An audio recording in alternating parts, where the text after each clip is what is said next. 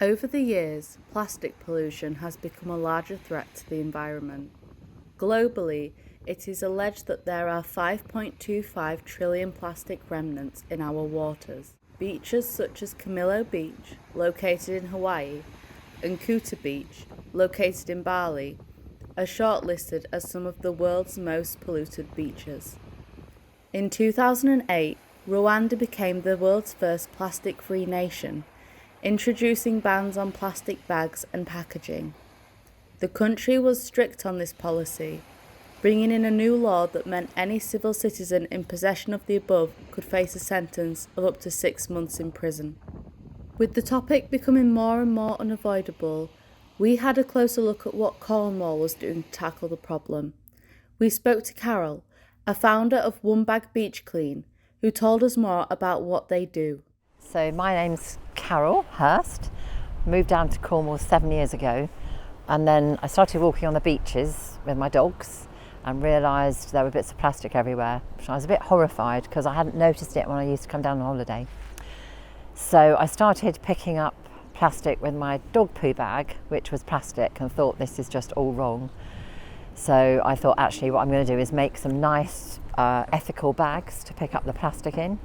And whilst I was doing this, more of my friends were asking me what I was doing, and they all wanted to get involved, so more and more people started joining along. So then I just made it more of a proper event type thing, and it's just grown really. So I made my bags, my ethical, sustainable bags to pick up plastic, and I've sold I think about 700 now.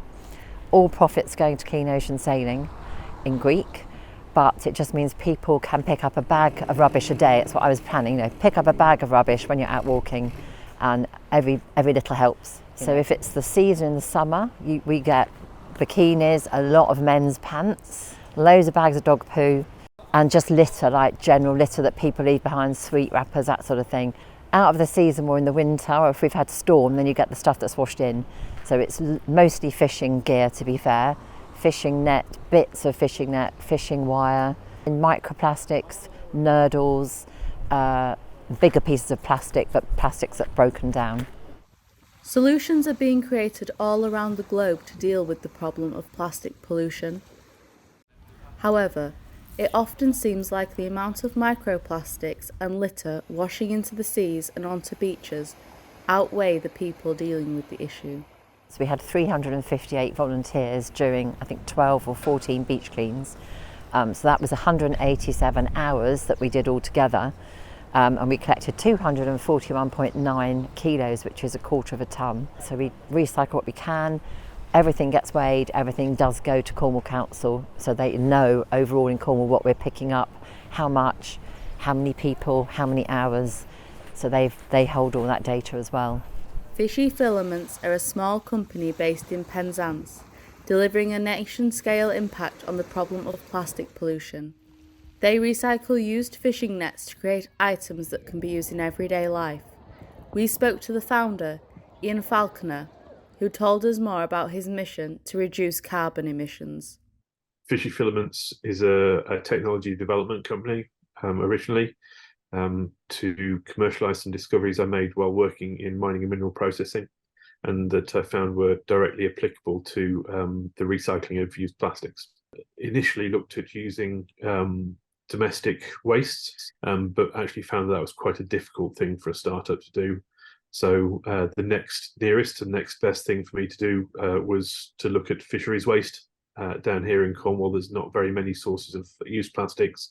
There's no industrial sources to speak of. So it had to be post-consumer material. And fisheries had an existing problem that needed solving. And it was on my doorstep. So that's what fourth kernel looks like. It basically looks like green granulated sugar. And that's what the filament looks like when it comes back to us. And that's what you'd feed into the 3D printer. That's a design of a lampshade that was printed. So people making sunglasses, obviously those haven't got lenses in. Plastic pollution infiltrating the natural environment is an ongoing issue, but with a company like Fishy Filaments and a charity like One Bag Beach Clean, people are coming together in solidarity and creating communities which hold the same values of wanting to protect our seas and our natural world.